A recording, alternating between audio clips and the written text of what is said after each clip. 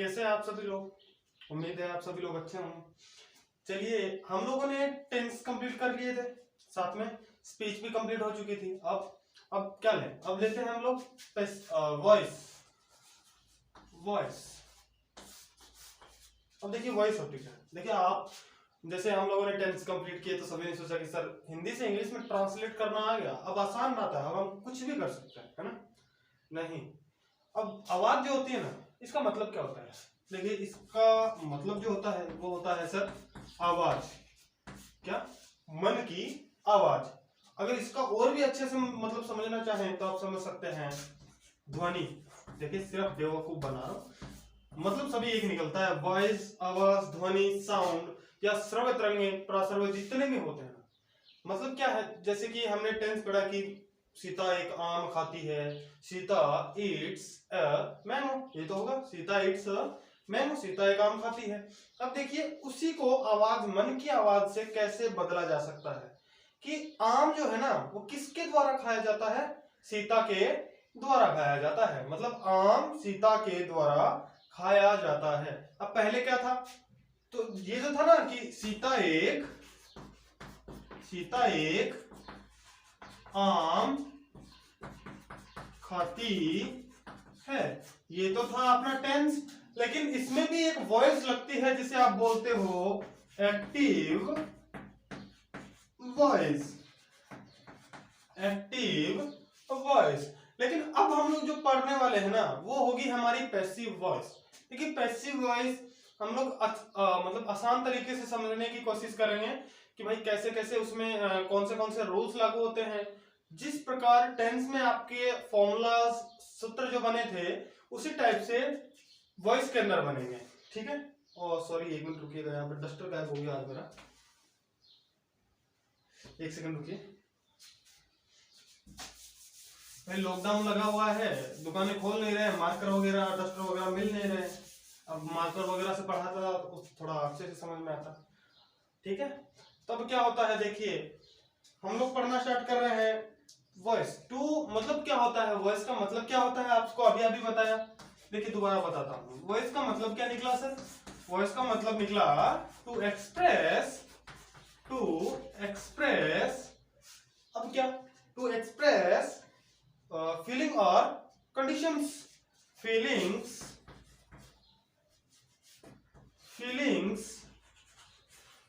आप इतना ही कीजिए, फीलिंग्स तक कीजिए। ठीक है?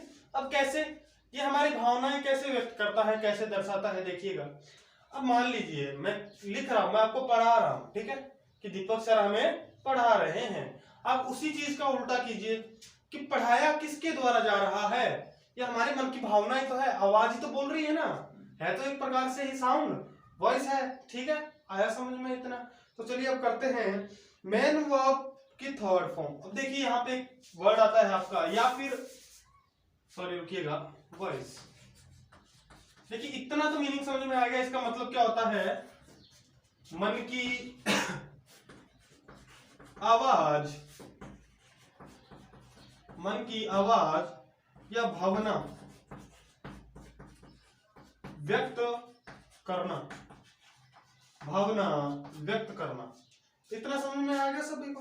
ठीक है। अब देखिए इसके अंदर मान लीजिए कि पैसिव वॉइस में होता क्या है, मतलब जाना, गया या गई, ये तीन वर्ड्स या इस प्रकार के कुछ और भी वर्ड्स जो इस तरह से मेल खाते हो, लेकिन संबंध इन्हीं से होना चाहिए। आया समझ में? संबंध किन से होना चाहिए? इन तीन शब्दों से ही संबंध होना चाहिए। अब कैसे? अब देखिए मैं पैसिव वॉइस में बता रहा हूं, पैसिव वॉइस में बता रहा हूं कि संबंध किससे होना चाहिए सर? जाना, गया या गई से। जाना, गया या गई से संबंध होना चाहिए। अब कैसे कि मतलब क्रिकेट खेला जाता है मेरे द्वारा, जाता है, देखो क्रिकेट खेला जाता यानी जाना का ही तो आया। अब देखो जाना हुआ, गया हुआ या गई हुई, इनका मीनिंग इंग्लिश में क्या निकलता है सर? हमें मालूम है गो निकलता है, तो इसका मतलब गो का उपयोग करेंगे, गो का यूज करेंगे? नहीं, इसके अंदर केवल और केवल ये ध्वनि उत्पन्न करने का कार्य करते हैं, काम करते हैं। इनमें ये जो आपकी मेन वर्ब आती है कौन सी, गो, ये कभी भी इस्तेमाल नहीं होगी। आया समझ में? यानी सेंटेंस में आपको ध्वनि मिलेगी कि जैसे उसके द्वारा पकड़ा गया, मतलब चोर भाग रहा था, उसके द्वारा पकड़ा गया। अब देखो गया, गया का मतलब क्या होता है, गो। या फिर कोई लड़की भाग रही है मतलब पकड़ी गई, तो उसमें भी देखो गई आया यानी गो आया साउंड। अब जैसे मेरे द्वारा पढ़ाया जाता है, जाता संबंध किससे रखता है सर, जाना से, और जाना क्या होता है, गो। लेकिन सेंटेंस में इस प्रकार से गो का उपयोग नहीं कर सकते। इतना समझ में आ गया, वेरी गुड। अब देखिए, अगर इन मीनिंग से आपको समझ में ना आए, रूल से समझ में ना आए, तो आपको अभी से एक चीज बता के छोड़ देता हूं कि कैसे इसको आप आसानी से समझ सकते हो। लेकिन हर जगह ये नियम लागू नहीं होता, शायद मेरे जाने से तो शायद ये हर जगह ये नियम लागू नहीं कर सकते। देखिए, पैसिव वॉइस जो होती है ना हमारी, क्या होती है, पैसिव वॉइस जो मन की आवाज होती है, वो क्या बोलती है, वो ये बोलती है कि हमेशा मेन वर्ब जो आएगी ना, मेन वर्ब वो कौन सी आएगी सर, थर्ड फॉर्म आएगी, थर्ड फॉर्म आएगी। यानी मेन वर्ब की कौन सी फॉर्म आ रही है, तीसरी। जैसे गो, वेंट, गॉन, तो गो फर्स्ट हुई, वेंट सेकंड हुई, गॉन कौन सी हो रही है, थर्ड हो रही है ना।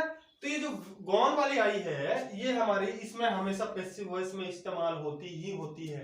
यानी कौन सा भी सेंटेंस देख लेना, उसको आप उसके अंदर आपको कौन सी मिलेगी, थर्ड फॉर्म मिलेगी। ठीक है, तो आइए स्टार्ट करते हैं। यहाँ पर इंग्लिश में कभी गो नहीं बनता है, मतलब ये अभी अभी आपको बताया, इतना कर लिया ना। अब देखिए कि आपका मतलब किस प्रकार से थोड़ा स्ट्रक्चर वगैरह बनता है ना। आपने पढ़ा होगा कि टेंस में सर हम लोग पहले क्या लेते हैं, आपको यहाँ पे लिखता हूं, एक साइड तो टेंस लिखता हूं, ये लीजिए टेंस, और इस साइड में वॉइस लिखता हूं जो कि हमारी कौन सी है, पैसिव वॉइस। लेकिन एक्टिव वॉइस क्यों नहीं पढ़ रहे सर हम, जितनी भी एक्टिव वॉइस है ना वो क्या है, सारे के सारे टेंस है। अब पढ़ने की आवश्यकता है, बताइए मुझे, नहीं है ना, तो यही बात तो मैं बता रहा हूं।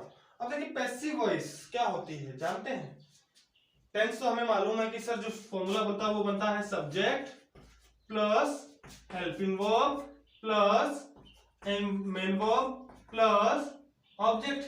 तो देखिए यहाँ पे कुछ भी हो सकता है, main verb first second third, HV कौन सी भी लगाई जा सकती है, आगे सिंस फॉर का इस्तेमाल हो सकता है ना। तो ये बात अलग है, बाकी जो स्ट्रक्चर समान रूप से हम लोग इस्तेमाल करते हैं वो कौन सा होता है, ये वाला होता है। एक मिनट रुकिएगा, लाइट ऑन कर देता हूँ, आया समझ में इतना। अब देखिए पैसिव वॉइस, इसके अंदर थोड़ा उल्टा होता है। अब देखिए गुस्सा हो गए तो आवाज कभी कभार चेंज नहीं हो जाती है क्या, मतलब कोई भी इंसान जब गुस्सा हो जाता है तो मन से पता नहीं क्या अनाप शनाप वगैरह वगैरह निकलता है उसके, तो आवाज जो होती है बदल जाती है, उसका साउंड बदल जाता है, उसकी जो ध्वनि होती है वो चेंज हो जाती है। कैसे, अब मान लो मैं आपको आराम से पढ़ा रहा हूँ, आप पढ़ रहे हो तो कोई प्रॉब्लम नहीं है, मेरी जो वॉइस है आप सभी तक पहुंच रही है, एक समान रूप से वो पहुंच रही है ना।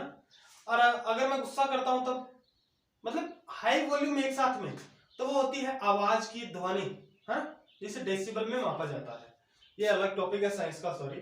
तो अब देखिए ध्वनि जो है ऊंची हो गई, मतलब आवाज जो है चेंज हो गई थोड़ी। अब चेंज होने के कारण है, अब परिवर्तन तो हो गया ना, पहले से पहले आवाज मान लीजिए मैं आपको पढ़ा रहा था, आवाज मेरी जो है ध्वनि कुछ इस प्रकार से आ रही है ना, थोड़ी थोड़ी थोड़ी अप डाउन चलती है, कोई बात नहीं। अब मान लो अचानक से गुस्सा आ गया, तब क्या होता है, यही तो रहता है, यही तो रूल रहता है। यहाँ पे डॉक्टर नहीं बना रहा हूं मैं, बता रहा हूँ, यही तो रूल रहता है ना, मतलब आवाज आपको हो जाती है, डाउन हो जाती है। जैसे कि तूने क्यों नहीं पढ़ा, बता भाई, धीरे धीरे, तो ये चीजें लागू होती रहती है ना। तो आवाज में चेंज हो गया, इसमें कोई परिवर्तन नहीं है, तो जिस प्रकार इसमें परिवर्तन हुआ वो कर दीजिए।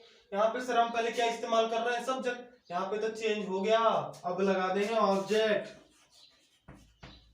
ठीक है, अब क्या करें सर, अब वही है helping verb, main verb plus subject, subject अंत में रहेगा आपके पास, plus HV plus MV plus यहाँ पे मेन वर्ब की थर्ड फॉर्म रहेगी। यहाँ पे कौन सी भी आ सकती है, वो तो टेंस के आधार पर देखना पड़ता है। मेन वर्ब की फर्स्ट फॉर्म है mv1 प्लस ing है, mv2 है या mv3 है, ठीक है। लेकिन यहाँ पे याद रखिएगा हमेशा कौन सी मिलेगी, मेन वर्ब की थर्ड फॉर्म, मुख्य क्रिया की तीसरी फॉर्म मिलती है, ठीक है। प्लस में हमारा जो भी है सब्जेक्ट। अब देखिए मैंने आपको टेंस में बताया था कि सर सब्जेक्ट हमारा मिल जाए बहुत अच्छी बात है, सब्जेक्ट तो हमें चाहिए ही चाहिए, लेकिन ऑब्जेक्ट ना मिले चल जाएगा ना काम? हाँ टेंस में चला सकते हैं, इसमें यदि ऑब्जेक्ट नहीं मिला तो टेंस काम नहीं करेगा। तो मतलब पैसिव वॉइस किसी काम के नहीं है यदि आपको यहाँ पे ऑब्जेक्ट नहीं मिलता है। अब की बार सब्जेक्ट मिले या ना मिले उससे हमें कोई मतलब नहीं है, लेकिन ऑब्जेक्ट तो चाहिए ही चाहिए। आया समझ में? वेरी गुड, चलिए आगे करते हैं। चलिए थोड़ा आगे करते हैं। अब देखिए आपका पहला टेंस जो पढ़ता था present indefinite tense, present indefinite tense, present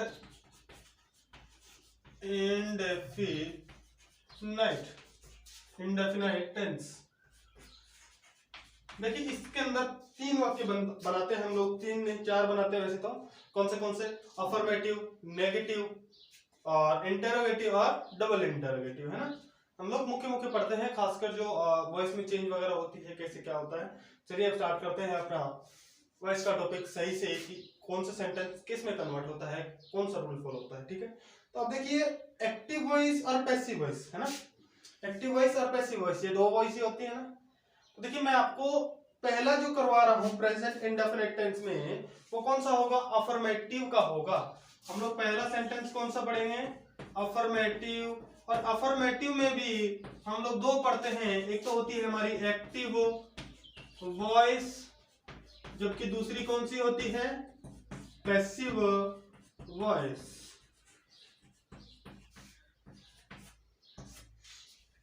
ये 2 होती है, एक्टिव वॉइस और पैसिव वॉइस। दिख रहा है सभी को अच्छे से? चलिए ठीक है।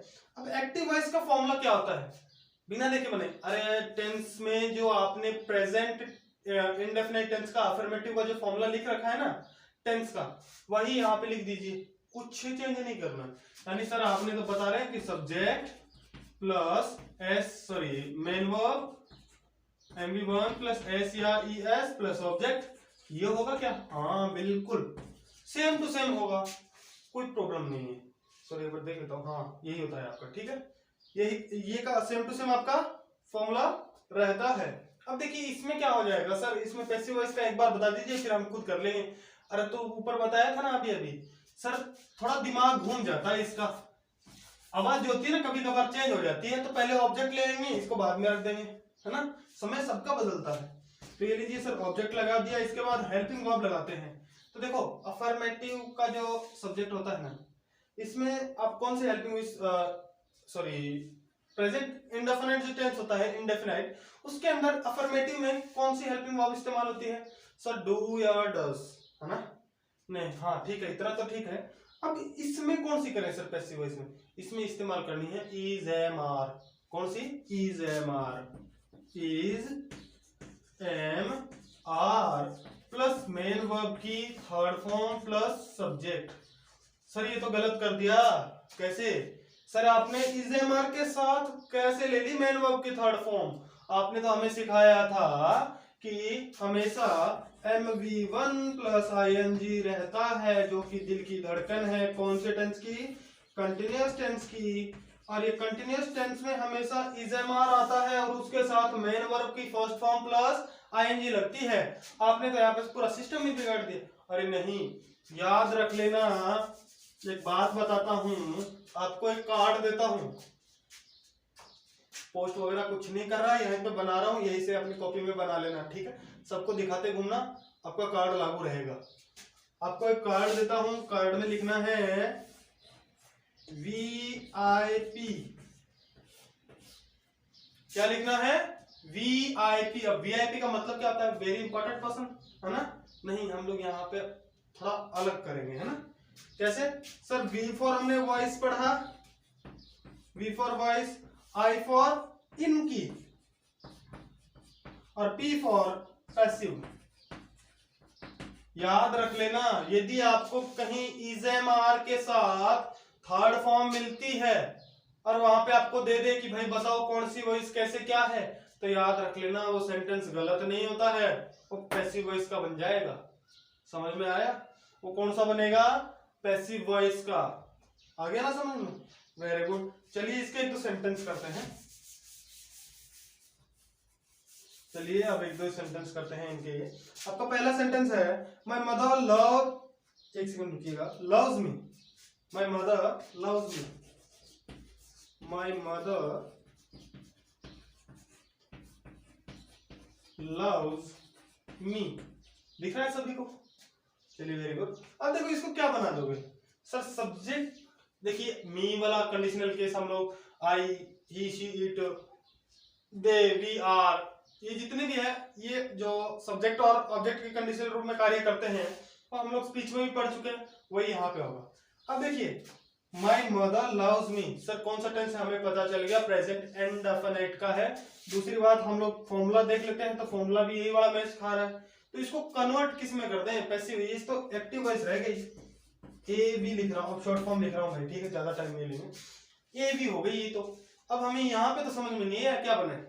सर आपने फॉर्मूला लिखाया था कि अगर सोते रहे, मतलब खाना खा रहे हो और किसी ने चिल्ला के पूछ लिया वो काम किया कि नहीं किया, तो पैसिव वॉइस का फॉर्मूला याद आना चाहिए। क्या आना चाहिए कि sir object plus is am are plus main verb की third form plus subject. Sir यहाँ पे ऑब्जेक्ट और सब्जेक्ट है, सर यहाँ पे ये तो रहा सब्जेक्ट, ये रही मेन वर्ब और ये रहा ऑब्जेक्ट। सर हेल्पिंग वर्ब नहीं है। अरे नहीं हो कोई प्रॉब्लम नहीं है, पर चेंज तो हो जाएगी ना सब्जेक्ट के साथ जहां लागू हो रही है वहां तो लगाओगे ना। हाँ सर लगाएंगे, तो लगाइएगा। क्या कर दोगे अब की बार ऑब्जेक्ट लेते हो? सर मी का नहीं रख दूं? अरे मी का मतलब क्या होता है? मैं, जो कि मी का चेंज हो जाएगा किस में? आई में। आई, अब क्या लगाए सर? आई के साथ क्या होता है? आई के साथ आ रहता है क्या? ये देख रहे हो? मतलब उंगलियां इतनी मोटी है ना, गाल के ऊपर पड़ती है ना, तो छत्ती बहुत बुरी है। समझ में आया सभी को? तो ये देखिए आई के साथ हम लोग एम का प्रयोग करते हैं, आई एम। अब क्या करें सर? देखो लव जो होती है उसके साथ एस या एस का प्रयोग कर रखा है ना? क्यों? क्योंकि माता जो है वो सिंगुलर में आ रही है, माता हमारी एक वचन है। लेकिन यहाँ पे देखो आई एक प्लूरल का शब्द आ जाता है, जबकि यहाँ पे एस या एस का प्रयोग नहीं करेंगे हम लोग। यहाँ पे जो helping verb is am are लगा रखी थी वो तो रख दी। अब हमेशा याद रखनी है पैसिव वॉइस में जो फॉर्म इस्तेमाल होगी मेन वर्ब की, कौन सी होगी? मेन वर्ब की थर्ड फॉर्म, ठीक है? कुछ भी हो जाए भूलने नहीं है, तो लगा दो ना। आई एम सर क्या लगाए? तो LOVE आता है, डी लगा दो, यानी ED फॉर्म आ जाएगी। आई एम लव्ड, अब किसके द्वारा? My mother. सर थोड़ा सा चेंज लग रहा है हमें, गड़बड़ लग रही है, सेंटेंस पूरा बना नहीं है हमारा अच्छे से। दिखाई दे रहा है क्या सभी को? एक सेकंड रुकिएगा, थोड़ा चेंज मेरे को गड़बड़ लग रही है थोड़ी। हाँ ठीक है, दिखाई दे रहा है, ठीक है। मैं इसलिए चेक कर रहा था, नीचे से बोर्ड कटा हुआ है थोड़ा, आपको दिखाई नहीं देगा, क्या पता मैं वहां पे लिख दूं और आपको दिखाई ना दे। तो अब देखो सर थोड़ा चेंज लग रहा है कि समझ में नहीं है, सेंटेंस सही से बैठा नहीं। I am loved my mother कैसे? हाँ याद रखना पैसिव वॉइस में जब भी कन्वर्ट होता है एक वर्ड आता है बाय। भाई किसके द्वारा? के द्वारा जब आएगा तो बाय आएगा कि नहीं आएगा? तो ये जो बाय है वो सेट कर दीजिए कहाँ? Sir I am loved by my mother. Sir यानी आपके थ्रू तो हम ये समझे कि सब्जेक्ट जो ऑब्जेक्ट था वो यहाँ पे आ गया अब की बार, है ना? ऑब्जेक्ट आने के बाद हेल्पिंग वर्ब लगी, फिर मेन वर्ब की थर्ड फॉर्म लगी, और जो सब्जेक्ट था लास्ट में आया, तो इनके बीच में हमने क्या डाल दिया? हमने डाल दिया बाय, के द्वारा। आ गया समझ में? चलिए वेरी गुड। एक दो सेंटेंस और करते हैं, ये थोड़ा लंबा टॉपिक चलेगा भाई, ये थोड़ा टॉपिक लंबा चलने वाला है।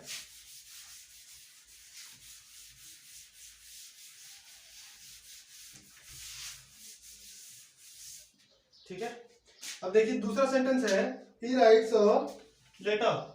He writes a letter, he writes a letter. आपको इस प्रकार से मिलेंगे। देखिए अब मैं आपको कुछ नहीं बताने वाला, बस लिखवा रहा हूं, ठीक है? He writes a letter. अब आपको दे दिया कि एक्टिव वॉइस को पैसिव वॉइस में चेंज करो, तो सर याद देखो पहले क्या ढूंढना है आपको? फॉर्मूला ढूंढना पड़ेगा, टेंस कौन सा है। सर हमें पता चल गया ही आया है जो कि सब्जेक्ट है, और क्या है? सिंगुलर है, यानी एक वचन है। दूसरी बात राइट हमारी मेन वर्ब है जो कि फर्स्ट फॉर्म है, प्लस में एस या ईएस का प्रयोग लिए बैठी है। प्लस में लेटर हमारा ऑब्जेक्ट आ रहा है और कोई हेल्पिंग वर्ब का इस्तेमाल नहीं हो रहा है। यानी हम समझ सकते हैं मेन वर्ब की फर्स्ट फॉर्म प्लस एससीआईएस, यानी सर ये हो ना हो पक्का कौन सा है, प्रेजेंट इंडेफिनाइट का अफर्मेटिव, यानी डू डज वाला। समझ में आ गया? ठीक है। तो सर हमें मालूम है इसका जो फॉर्मूला मतलब पैसिव वॉइस में जो चेंज करेंगे ना वो कौन से में करना है, वो तो हमें मालूम है सर। वो तो हमारा हो जाएगा पैसिव वॉइस वाला जो होगा, पीवी जो होगा, वो कौन सा फॉर्मूला क्या लगाती है सर, वो तो ऑब्जेक्ट मांगता है प्लस इजेमआर मांगता है, इजेमआर मांगता है प्लस में एमवी थर्ड मांगता है और प्लस में ऑब्जेक्ट मांगता है।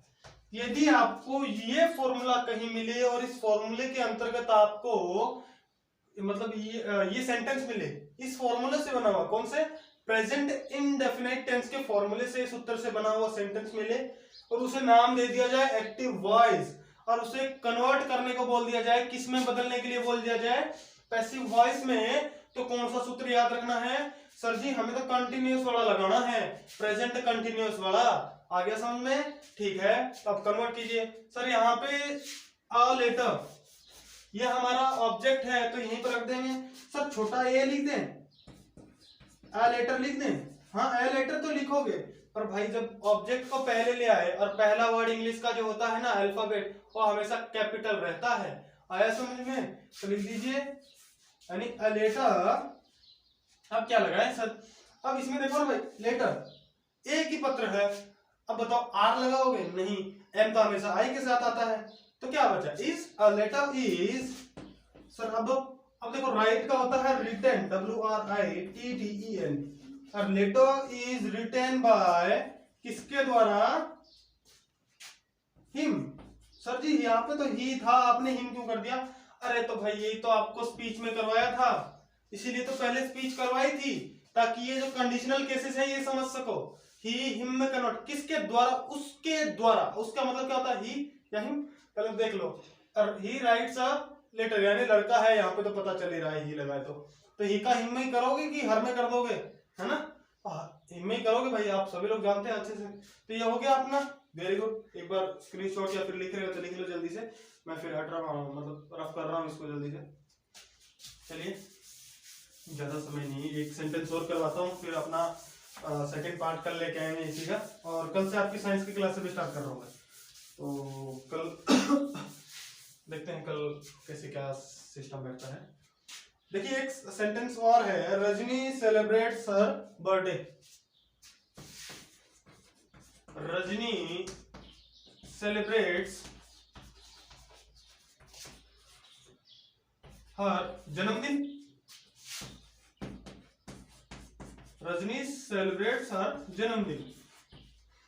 ठीक है, आ गया समझ में? मतलब बर्थडे, देखो इसको बर्थडे बोलते हैं, ये बर्थडे नहीं होता भाई, ये बर्थडे होता है, बी और डे लगता है, ये जो होता है आर जो आता है वो साइलेंट में रहता है, यानी birthday.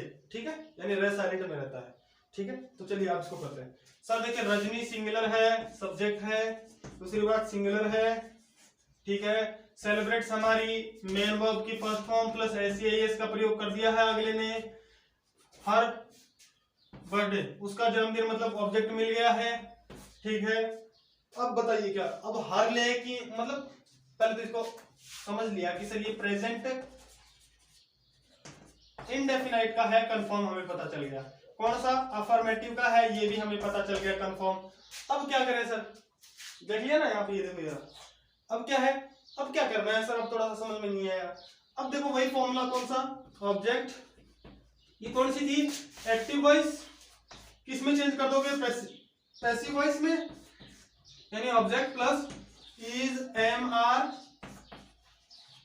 Plus object plus is am are plus main verb की third form plus subject plus subject, इतना हो गया, प्लस में सब्जेक्ट। वेरी गुड, ये सॉरी यहाँ पे आप क्या समझोगे पता नहीं, वो वगैरह वगैरह, ये सब्जेक्ट है। ठीक है, अब देखो यहाँ पे इतना हो गया ना अपना, होने के बाद सर अब कन्वर्ट तो कर लेंगे सर, इसमें ये सब्जेक्ट है कि बर्थडे सब्जेक्ट है, अब समझ में नहीं आ रहा। अरे वो सब्जेक्ट को तो बाद में उठाना, पहले इसको तो उठाओ कम से कम, जो सिस्टम है। सर ऑब्जेक्ट तो समझ में नहीं आ रहा, सब्जेक्ट तो गलती से बोल दिया, ऑब्जेक्ट ही हमारे समझ में नहीं आ रहा, हर लें कि ऑब्जेक्ट बर्थडे लें। अब करके देख लो भाई, जन्मदिन है, उसका जन्मदिन जो है उसके द्वारा मनाया जाता है, मतलब पूरा का पूरा आपका ऑब्जेक्ट उठ जाएगा, यानी हर बर्थडे, हर जन्मदिन, ठीक है, वेरी गुड, यानी हर बर्थडे, हर बर्थडे। अब क्या करोगे सर, उसका जन्मदिन है, मतलब उसका है तो सिंगुलर आ गई। अब सिंगुलर आया है तो क्या कर देंगे सर, हर बर्थडे इज